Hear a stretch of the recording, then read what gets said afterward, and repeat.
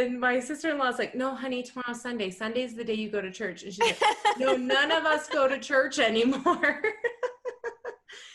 And then, and my sister-in-law's like, what do you mean you don't go to church anymore? She's like, oh no. Well, the church lied to us. First, my dad figured it out. Then my mom figured it out. Now we all know, and none of us go. And that's the part where I was like, oh, you were doing so good until right there.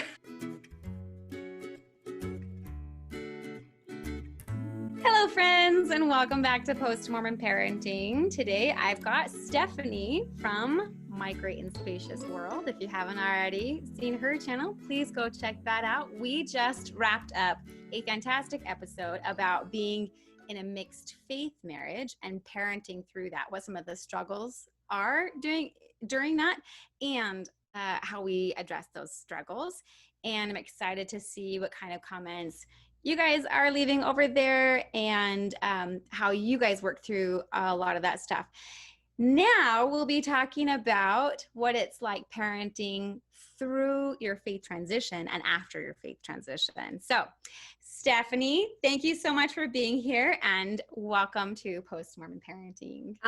Thank you, Rachel. Thank you for having me. I was so excited to find your channel.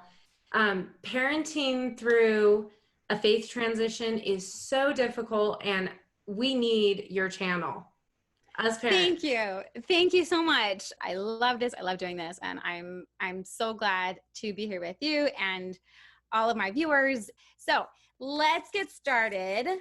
Stephanie, why don't you go first? Can you tell us one of the big struggles of parenting through your faith transition? So the very first struggle that came up is I remember the moment, and I believe you had a very clear moment too, Rachel, but I had a clear moment where I was like, I am leaving the church. And in that moment, my biggest concern was, what if my kids don't want to come, or follow me? Like, what if I have children that are in the church? What is that going to look like? Mm-hmm. And for me, I decided I was going to go to church with whoever wanted to go, even if I didn't believe, because I wasn't going to have my kids going without me. I didn't feel comfortable telling them out of the blue that they couldn't believe anymore. Mm-hmm. And, but I remember that took a while to come to that resolution. That was the biggest struggle. Like, do I just rip my kids out and tell them everything that I've concluded? Or do I let this happen more naturally and let them have their agency? And so I actually did end up continuing to go to church with my children for a while until they decided to stop going themselves. Was that at their request? So you were done. You didn't believe it anymore, but at your children's request. Was it all your children? You had like ages 9, 8, 6, and 4. So my 9-year-old, and we'll talk about this too, he was very inquisitive, and we were very honest with him, and he decided not to go. It was my 8-year-old and my 6-year-old that both continued to request to go to church. Gotcha. And your 8-year-old had just recently been baptized, yes, right? He had just been baptized. That's a big deal. I bet he's like taking this seriously. Like, yes. No, I just joined this church. I'm an official member. I just got the gift of the Holy Ghost. Staying put. Yeah. Gotcha. Yeah. Gotcha. For my kids, they were younger. So they were ages 5, 4, and 2. They didn't really care to go anyway. So once I was done going, they were like, thank you. We don't have to go anymore. Yes. We hated going anyway, Mom. They still tell me to this day, like, oh, we are so glad we don't have to go anymore. We feel so bad for our neighbor friends that have to go every Sunday. Phew. Glad we don't have to. So I feel like I kind of lucked out as far as like, I don't have to face that challenge, but I know that so many parents have to go through this and have to make that decision. Am I going to let them choose, or am I going to say, no, you don't get to go? And because I said so, or, because here's why. So I know that's such a huge personal decision that that's really difficult to make. Yeah, and Definitely. I don't think there is like a right or wrong way to handle Mm-mm. this for sure. Like that was just how I decided to go about it. But yeah, everyone's different and everyone's kids are different. So, but Yeah. that was the first thing I was like, oh crap, like our children had a parent on both sides. They could choose either way. But Mm-hmm. now what? Yes. Yeah. Yeah. Yeah. And then what kind of emotional burden is that going to place on the child? Because now it's your job to get your parents back on board and back going to church someday, right? So that you can be a forever family. Yeah. Like, yeah, that's really rough. It's rough on the kids. It's rough on the parents. Hmm. That's a hard spot to be in. I agree. Definitely. Um, one of the other struggles, of course, is if you live in a predominantly LDS neighborhood, which I believe you do, right, Yep. Stephanie? I do. And so do I, where like most of their friends are in the Word, right? They're Mormon too. Sorry, members of the Church of Jesus Christ of Latter-day Saints. Um, so this is a struggle too. Like, how do you teach them respect for other people's beliefs?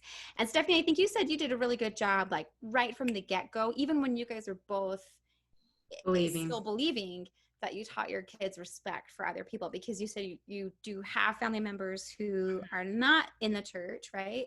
And Yes. so you made a point of making sure that your kids understand, like, there are different things that people believe, and that's okay. You know, we're not going to say like this person's wrong, this person's right, this person is good, this person is bad. You Hmm. know, it's more like, I think the way you phrased it in our last video was, you get to choose, are you going to be a good person out of the church, you're going to be a good person in the church, you know?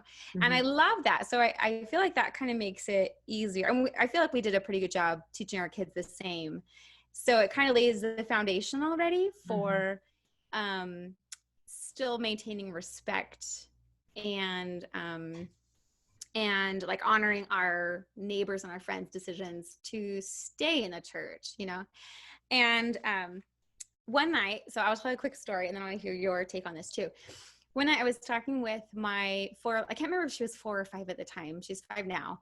And I think it was more recently. I think she's 5. And she said, you know what, Mom? It's okay. It's okay for some people to believe in the Bible, and it's okay for some people to believe in the Book of Mormon and that Joseph Smith was a prophet, and for them to go to church and read the scriptures, but not sing those songs. And I was like, we were doing so good there. The songs, like they can sing the songs. Oh yeah, okay. I guess like they Yes. can sing the songs too. Yeah, that's fine too. It's okay if they want to sing the songs and learn about Jesus, and that's all right. And it's okay for other people who don't, you know. And we don't believe that anymore, do we, Mommy? No, we don't.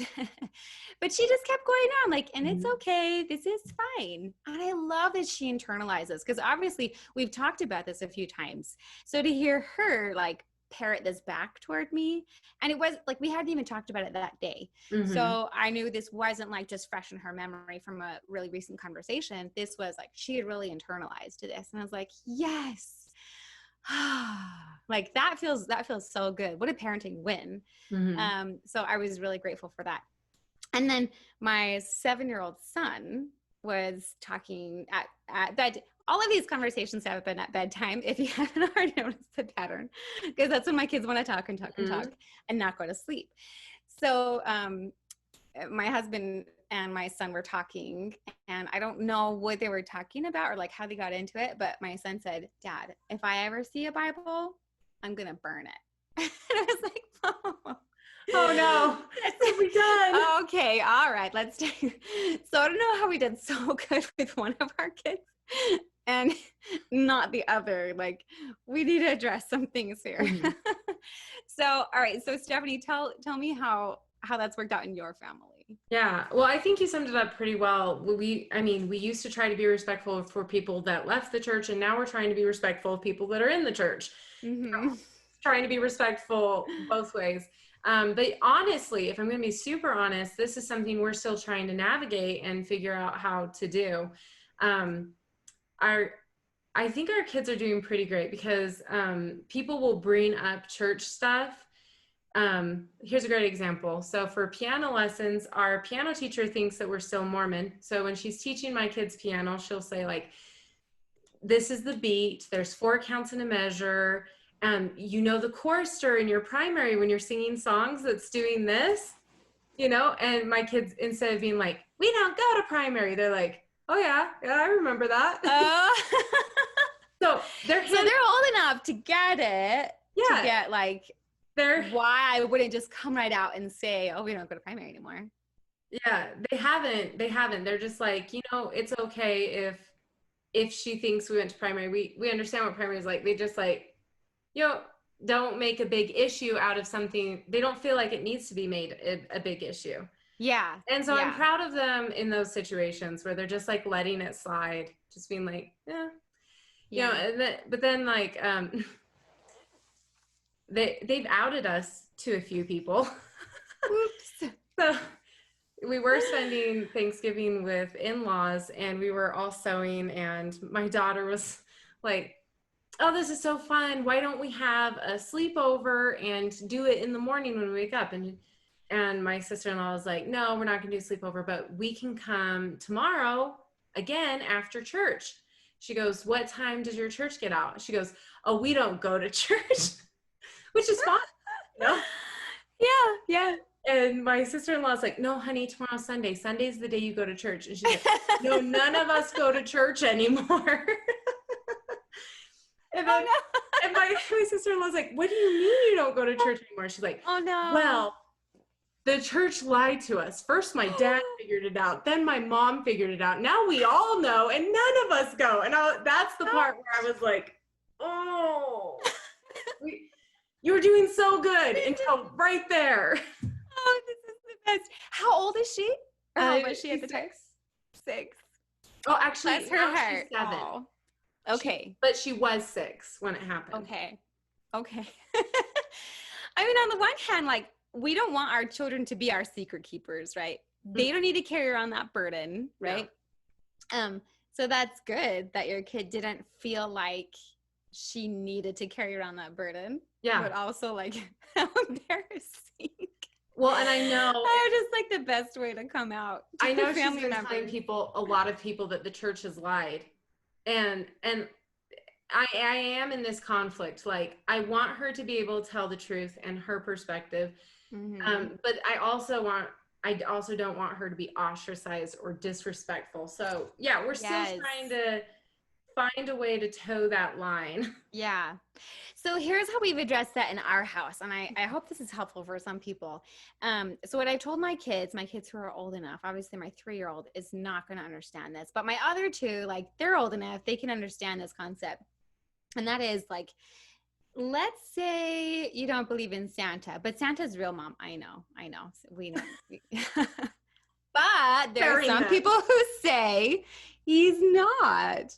And my kids are like, they waffle back and forth. Sometimes they are like TBM for Santa, and sometimes they're like, nah, it can't be real, Mom. I'm not buying it. So they waffle back and forth, and that's fine.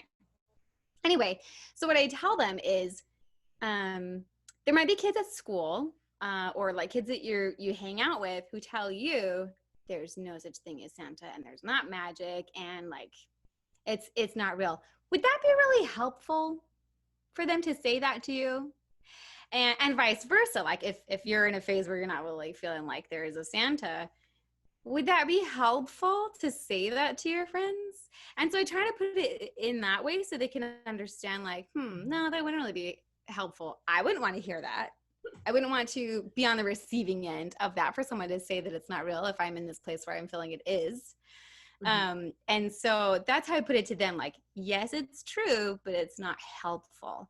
So that's how I've tried to guide them into not coming out and telling people like, hey, this is all a bunch of lies and this is nonsense and you don't actually have to be doing any of this, you know? Like, that's not really helpful. And I try to help them understand why people still stay, you know, because it makes them feel really, really good. It makes them They learn about really important things. They learn about stories of Jesus that are really good examples of love and kindness, and that's good, right? We want people to learn about love and kindness, and it fills their hearts with joy and peace, and that's nice for them. So it's not really helpful for us to say that it's all made up, you know. So like I said, my older two get it. I don't think my 3-year-old even understands what's happening. I think it'll be interesting as they grow up and like into teenage years and adulthood, and they're like sharing stories about when they're younger. Like the youngest will be like, I don't even know what it's like to be a Mormon. Like maybe I should go try this out and see what it's like, because she'll have no recollection of it. So that'll be interesting. Anyway. Yeah, I think it's great though. I when I worry about how they're going to handle this moving forward, I'm like, at least we can talk about it as a family. We can brainstorm. Yes. We can course correct. You know, if we say something offensive and we don't like the outcome, we can think about how we want to handle it next time. And that's been one of our coping strategies through most of this faith transition is, hey, guess what? I don't have all the answers. I know I raised you to think I have all the answers, and I thought I had all the answers. But guess what, guys? I don't, and that is okay. And we are going to grow as a family, and I'm going to be growing with you. And isn't that great that we get to do this together? This is huge. This is something I really wanted to talk about. Is this idea of trust? Like I remember my son in particular when he was 4 and 5 and 6 and asking me, Mom, is Jesus real? Like in the same way he would ask, is Santa real? Yeah. You know, and I was always weird about Santa. Like, to be honest, I was never fully committed to the idea that I would like convince my kids that he was real. So, but he would ask me, is Jesus real? And I'd tell him, yeah, I know you can't see him. I know you can't hear him or talk to him or touch him or anything, but I promise you he's real. And so it's Heavenly Father and angels around us and heaven and, you know, all these things. So fast forward to now, like, how's my son going to trust me when I say to him something is real?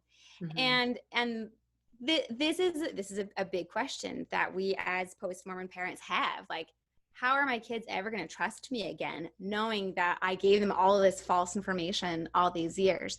So this is where I've come to this.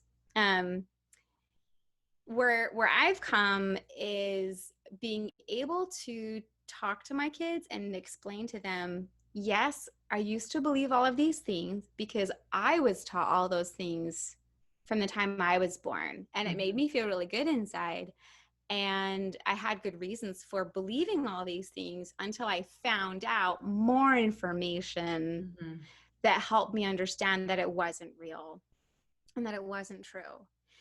And so me kind of like admitting my errors, admitting my mistakes, and committing to seek more truth and showing my kids, like proving to them that I really am seeking more truth. Like they see me reading parenting books. They know that I read parenting books. They know that I do my channel, and my 5-year-old daughter told me to say all those things that like reminded me, Mom, you should tell people that it's okay for other people to believe different things.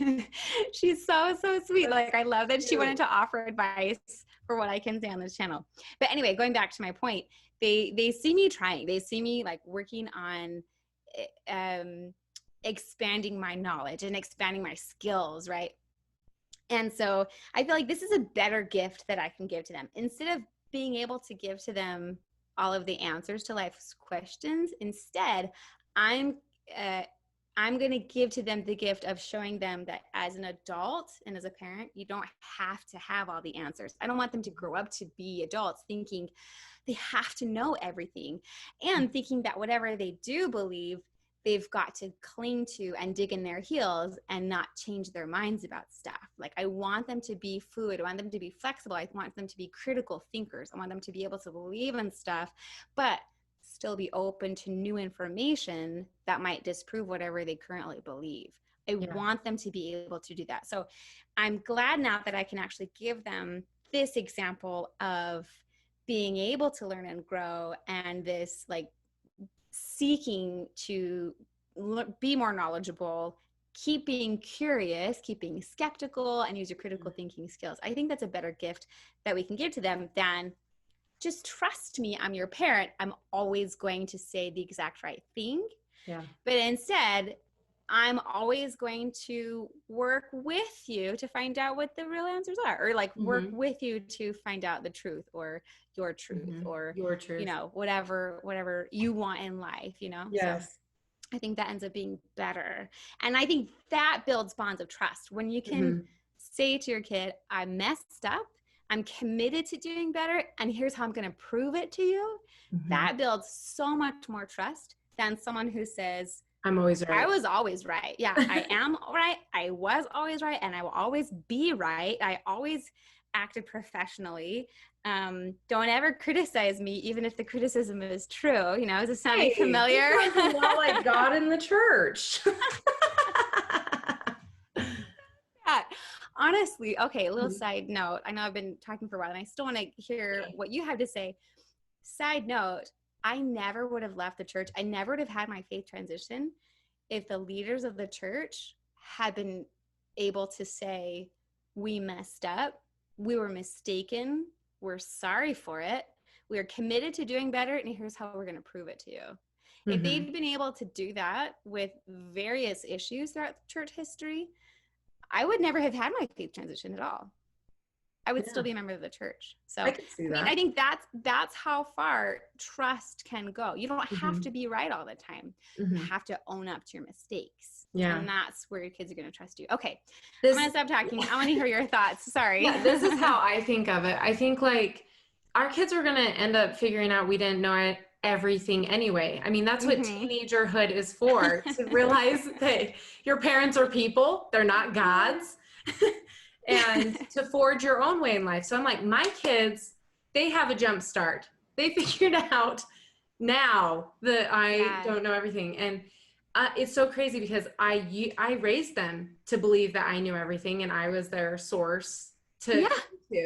Totally. I raised them black and white. There's good and bad in this world, and you've got to figure out which one's which.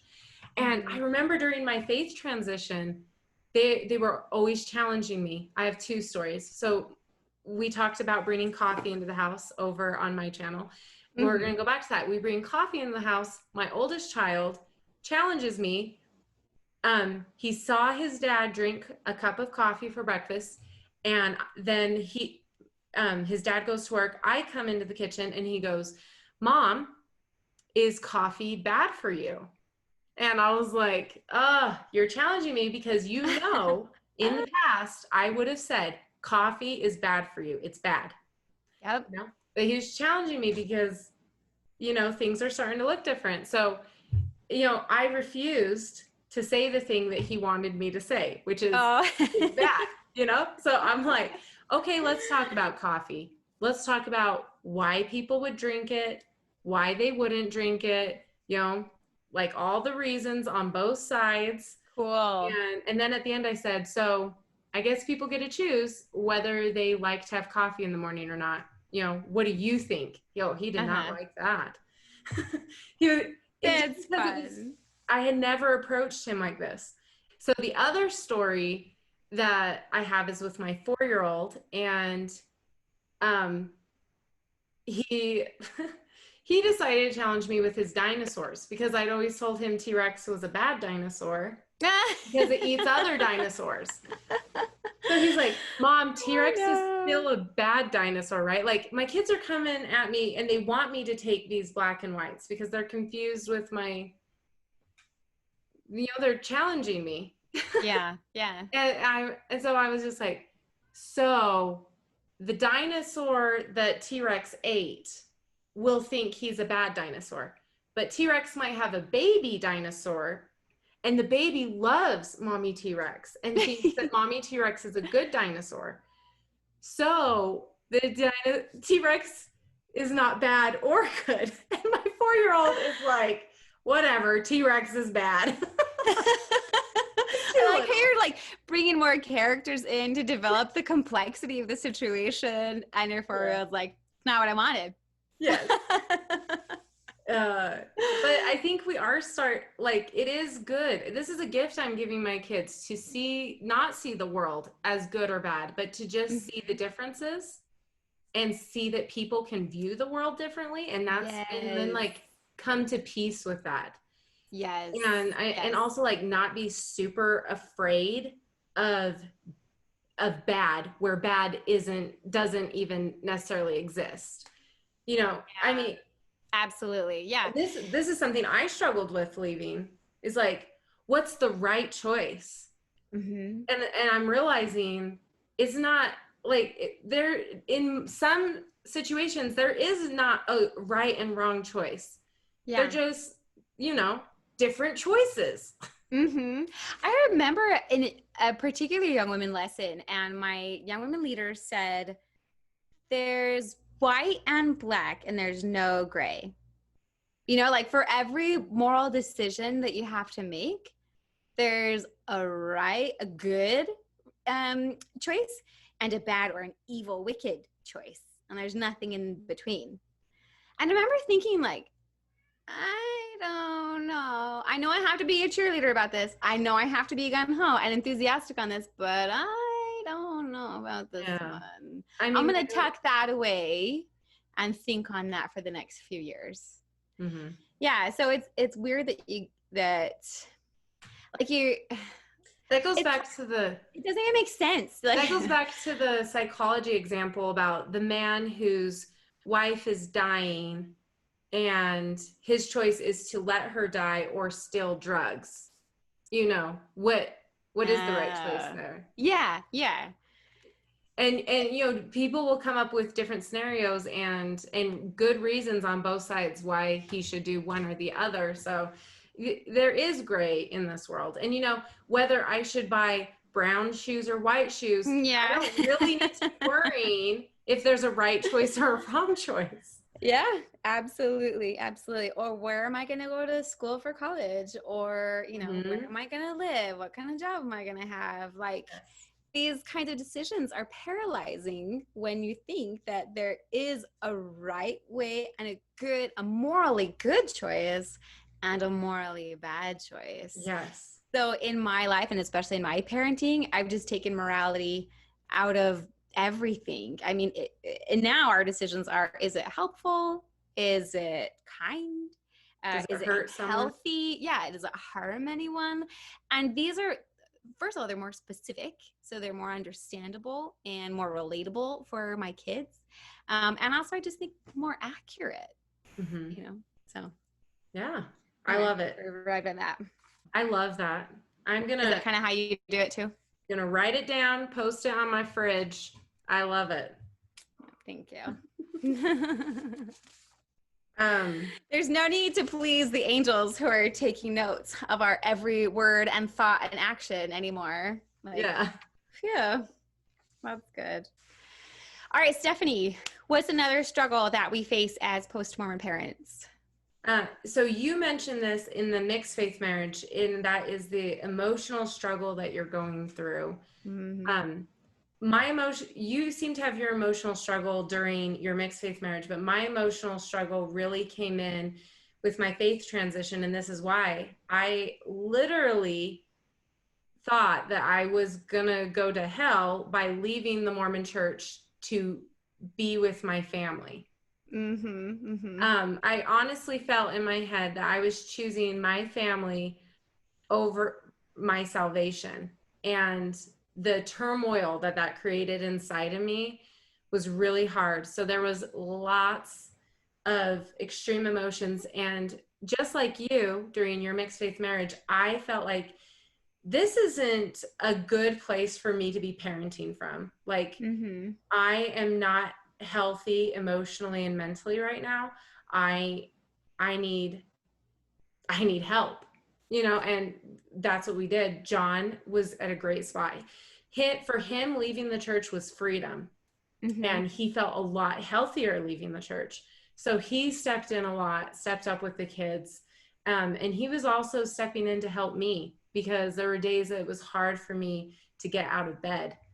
and Uh-huh. and he was the one that was like, okay, I understand this is going to take a long time. I understand this is going to have a grieving process, but there's going to be beauty in taking a break from the grief. It will be here when we get back, but like, let's spend this moment as a family.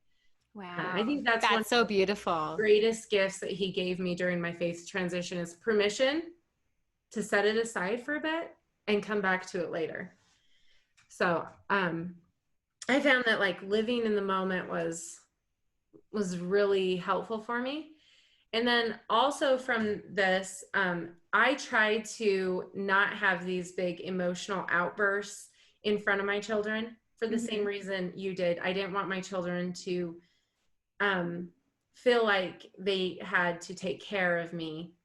And, but I couldn't also hide it from them either. Like they knew Mm-hmm. something was up. So it gave us a great opportunity to discuss big feelings and Mm-hmm. how we don't have to be happy all the time. And I think in Mormonism, you think you do have to be happy all the time. And if you're not, Yep. you're doing something wrong, you're sinning, you need to repent because Yep. this is the plan of happiness. Absolutely. Yeah. And I think being able to tell my kids, like, you know what, life is full of emotions. And no matter Mm-hmm. what you do in life, no matter where you go in life, you can't escape these emotions. And this is mom grieving. This is mom being sad. And I Mm-hmm. need space to be sad. And I don't need anyone to fix it. I just need to go through it. And I need, um, and then, we started talking about this with them too, because when they used to have meltdowns, we wanted them to just like, forget about it. Stop doing that. Stop crying. Now we're like, when our kids are having meltdowns, we're like, I see you're sad. Something has made you sad. Do you feel that? Do you know what caused Mm-hmm. that? Wow. Like really feel that because and it helps them get through the hard times faster when you validate what they're feeling instead of just Yes. always trying to shut it down. Yes. Yes, absolutely. I feel that is so, so true and so powerful that instead of trying to dismiss their feelings and try to make it go away and like, you just need to be hurry up and done with this tantrum. Like, this is not that big of a deal. You need to, feel this or feel that, or don't feel this or don't feel that. But instead, teaching them emotional intelligence that happiness is not what we're after. We're not here to be happy all the time. And ours isn't a happy home, right? Ours is a safe home. This is a place where you're safe to feel whatever you are going to feel, Mm-hmm. and that we're going to go through it together, and that I'm here to listen to you and understand what you're going through, and I can help you process that, and I'll be here for you. No matter what you're feeling, whether you're happy, sad, or angry, or whatever. And part of how we reinforce that these days is at bedtime, as we're reviewing our day, I'll ask my kids, tell me something happy about the day, or something that made you feel happy. Tell me something that made you feel sad. And when I hear stuff that made them feel sad, I never try to dismiss it and say like, oh, well, your sister was just trying to blah, blah, blah, or you understand why this thing happened. It's just, thank you for telling me what was sad.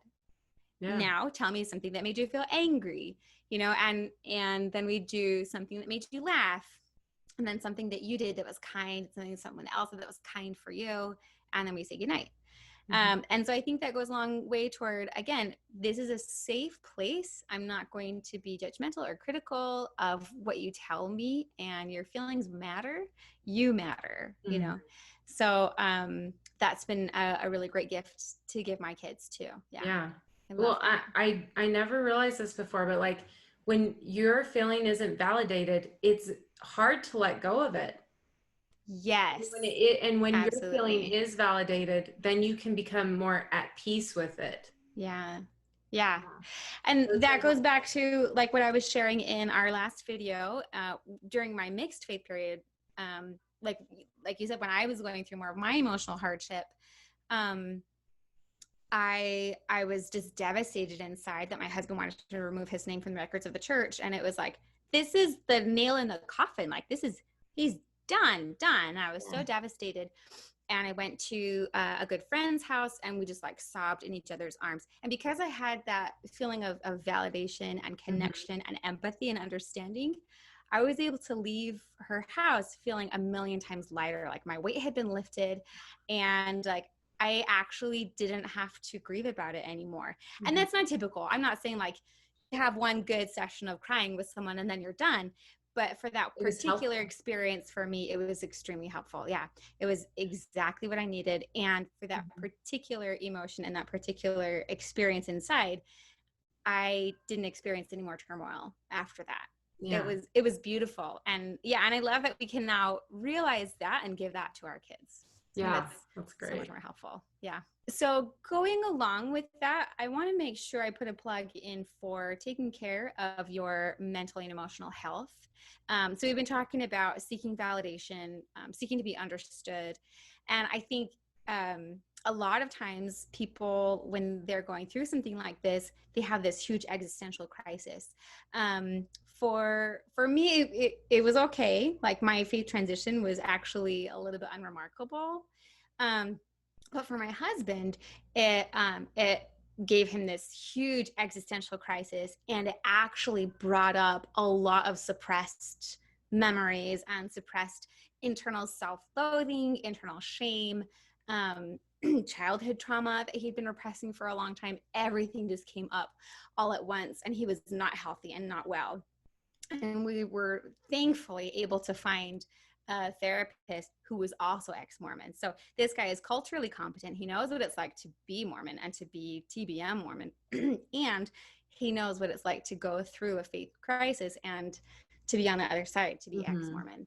It's just a perfect match for like a client therapist. So I really encourage anyone who is going through this kind of crisis and you feel like these emotions are too big. This is too much for me to safely handle on my own, and I can't really function very well with Yeah. this.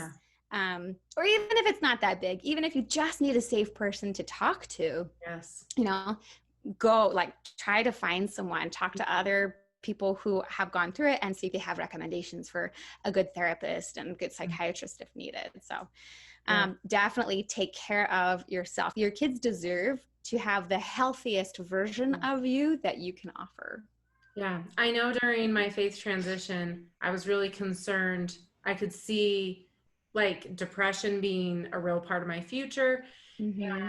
And I just didn't know how long it was going to take. The grief was just overwhelming. For me, I had great people to talk to. So I was lucky in that way. But I Mm-hmm. also focused on um, moving every day, getting outside every day, eating, making sure my fluids were good. Because I Mm-hmm. think just like standard, oh, and hygiene. Hygiene was my last one. But like these Mm-hmm. standard things, when you're in crisis mode, could go out the window and make your problem more complex. And I knew Mm-hmm. that from previous experiences where I've struggled, that these things are important, and they're even more important when I'm struggling. Mm-hmm. Definitely. Great points. Awesome. Yeah.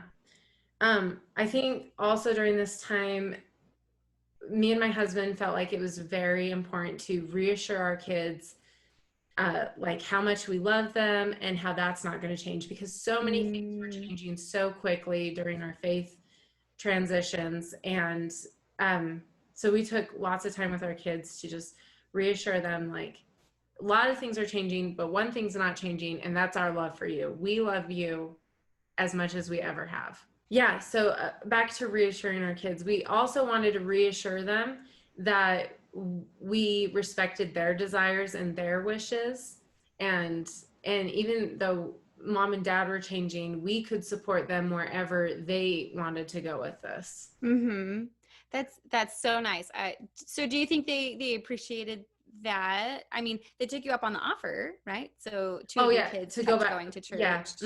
But I Yeah. think more than anything, um, more than reassuring them that we'd respect their decisions, I think it was super helpful to reassure them of our love for them. And and we did that as spouses too. Like we might not agree, we're changing a lot, but one thing that's not changing is um, we love each other. Yeah. Yeah. That's so important. That's such a Yeah. good point. Thank I just you. think like when you're reeling and your world is being tossed upside down, knowing that someone cares about you is super Mhm. helpful. Yeah, definitely. Definitely. I think it's difficult but important to maintain that sense of safety for the kids, that like Mhm. there's a few things that you can always take for granted. Mommy and daddy will be here. We love each other. We love you. And, we're not going anywhere. Things are Mhm. changing, but not the most important things, Yeah. which is you, and our connection with you. Hmm. So I think that's awesome. Yeah. It was a great opportunity to come together. Yeah. Hmm.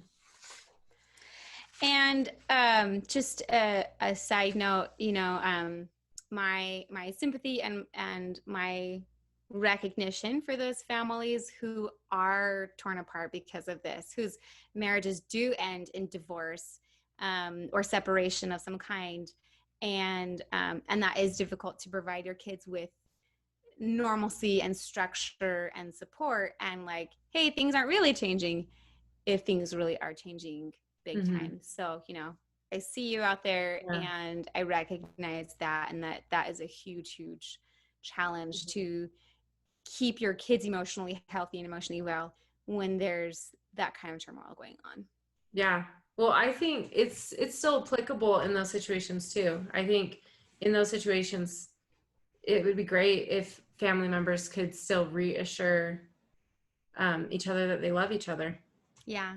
Yeah, Yeah. definitely. Especially the kids, because I mean, this is where I got the idea from. I know, like, in the situation of divorce, kids tend to take it on and feel like it's their fault. I didn't want them to take any of our faith transition or us leaving the church as something that they had done wrong. I wanted them to Yeah. know, like, nope, we love you.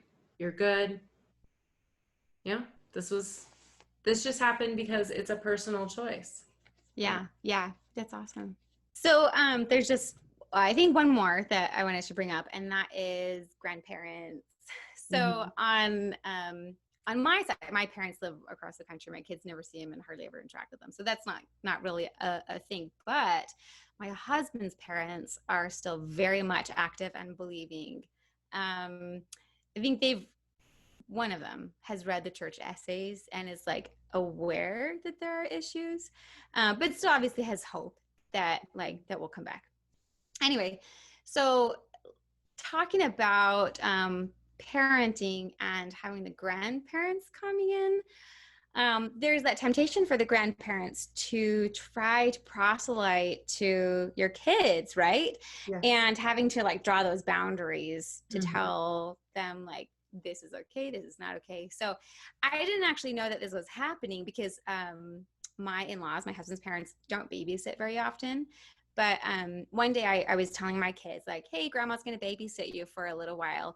And my son said, um, during the day or like for bedtime? And I said, during the day. And he goes, oh, good. I said, why? Why? Why is that such a relief to you? This is concerning.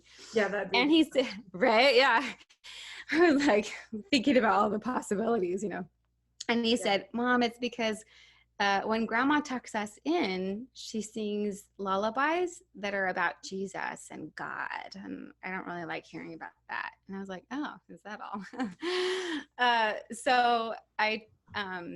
So here's how we addressed it. Like, this is a problem. He doesn't like that grandma and grandpa are trying to proselyte and like push Jesus and God on, right? Um, so the way that I worked with my son was, first I wanted to make sure he had empathy. I wanted him to Hmm. understand why she's doing that. And so I explained, grandma believes that when we die, we'll all go to heaven, but we can only be with each other in heaven if we all believe in Jesus and God together, and if we all keep going to church. Grandma is feeling really, really, really sad that she might not be able to see us in heaven, that we won't be together because we're not going to church. And so she wants to try to convince us to believe in Jesus and God so that we will be with her in heaven. And he understood that, and he could Wow. see, um, why she would do that, you know? And so I'm glad that he could understand her view of it. And then I told him, so knowing that, like, you get to decide if you want to like just let her do it because it makes her feel good, or tell her, Grandma, I don't want you to be singing those songs. So that's how we left that. Now, on reflection, I think I could have done that better. I think I shouldn't have left it on him to set the boundary with his grandma, because there's that huge authority gap, right? Like, he's not supposed to talk back to his grandma. He's not supposed to tell his grandma what to do. He's not trained to set boundaries with his grandma. He's only 7. And so upon reflection, I feel like I should have been the one saying, thank you for telling me this. Would you like me to speak to grandma? Yeah. And let him like talk with me, who he feels safe with. And then deciding like, no, this is something I want to allow grandma to do because it makes her feel good. And it's not that big of a deal for me to sit through a couple of songs. Or I really don't like it. So yeah, Mom, I would like for you to talk to grandma. So now that I've like been thinking about this, I'm going to have to go talk to him. Not that they babysit very often anyways, but I want to make sure that I give him the opportunity. Yeah. I think, Rachel, that's great that you're teaching him how he can set boundaries and giving him permission that it's okay to set boundaries with these people. I think that's beautiful. Yeah. Thank I you. know for me, my mom has really struggled, and I know she's come to me in a lot of ways that I felt are inappropriate. And I was worried about this being put on the kids as well. And so I sat her down one day. Well, actually, she sat me down and we had this really uncomfortable conversation. And that sounds like fun. I listened respectfully because I understand where she's coming from, because I was there. Right. Ago. Yeah. You know, and so, but also sticking to my guns. You know, I can understand where you're coming from, but that doesn't mean I'm going to change my opinion. And at the end of that conversation, I was like, okay, I'm really worried about moving forward. And this was the conversation we had. I said, I just set boundaries that I could foresee being an issue. So making my husband into the bad one because he initiated this. I was like, that isn't going to be helpful for me in my marriage. It's not going to be helpful for my kids in our family. And another boundary I set was, I was telling her, like, she can share her opinions, but I don't want her sharing anything that makes my kids have conflict, like unnecessary conflict. So I was boundarying to protect my children from that, and to be respectful of our choices, and we'll be respectful of hers so that we can continue to grow in our relationship. You know, and I felt like she was super receptive to that, and she's been really respectful. Great. I'm really glad we had this conversation, and I feel like it's set the groundwork for us to move forward. I'm sure we'll have things on both sides that we have to work out as we go along, but at least we have the groundwork that we agree, like, this would be best for our family to have healthy relationships. That is so good. Oh man, I'm so glad that she was receptive to that, and that she that she was respectful of that you guys were able to have that conversation. That sounds like that was not very fun to have to do, but like so important. So that's I'm so glad. That's awesome. Cool. That was a little uncomfortable.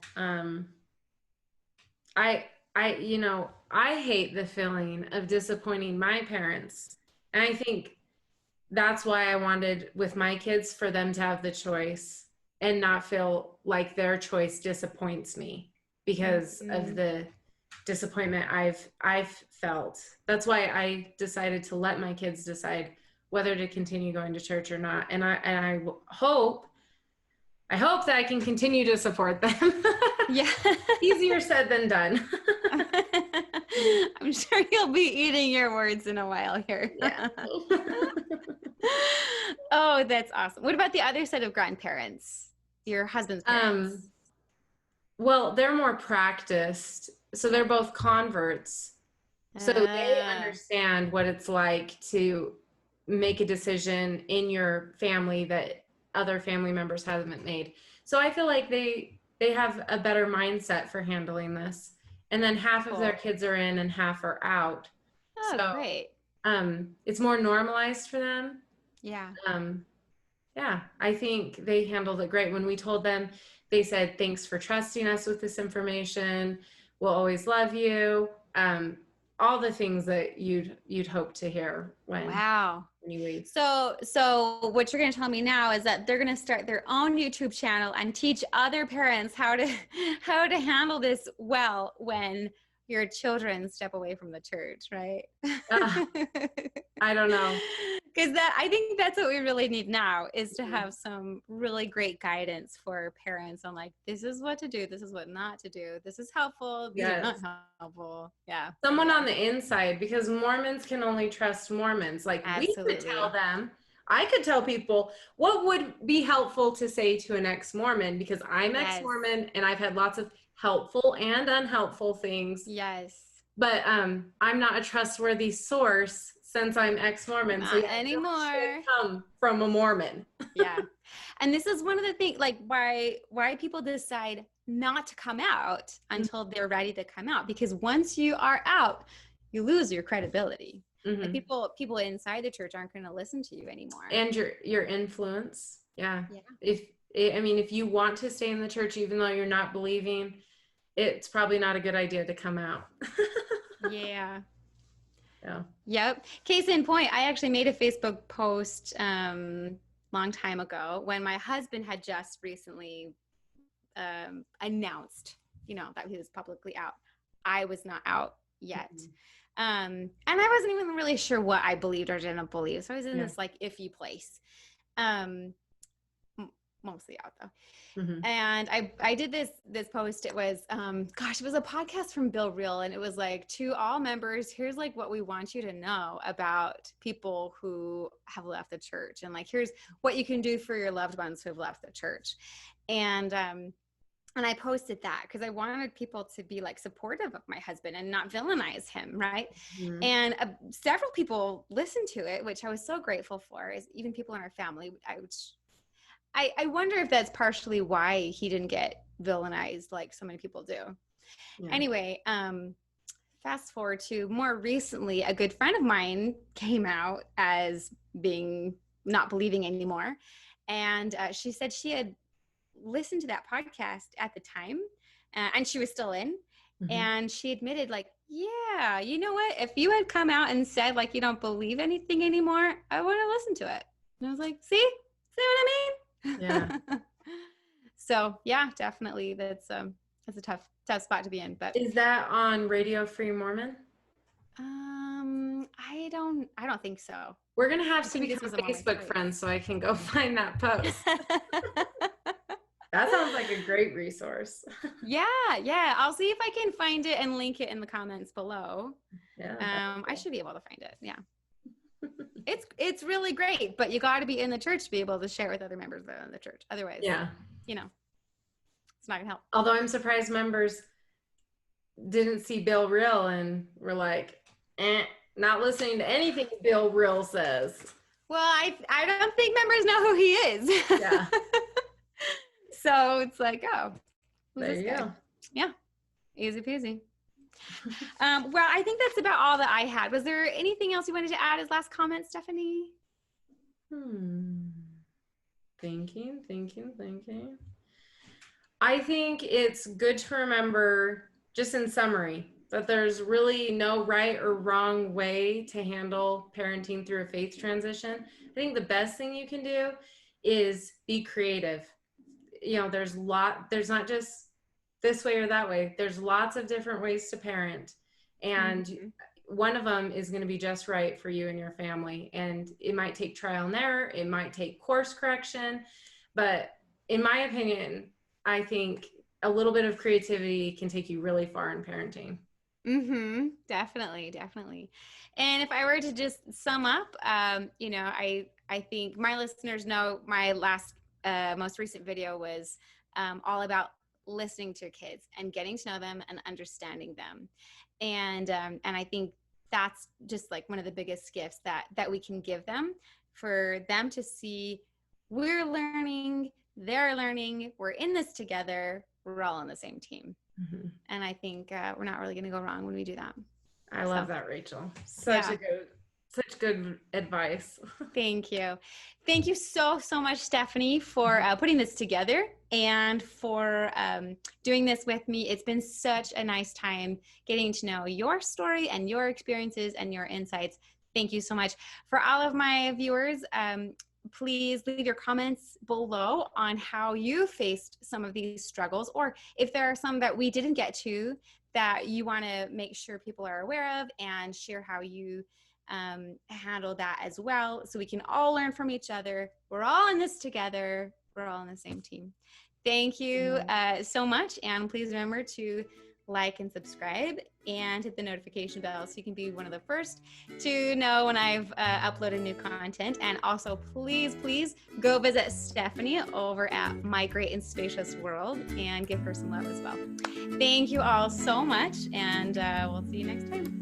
See you. Thanks for having me. Bye. My pleasure. Thank you, Stephanie. Bye.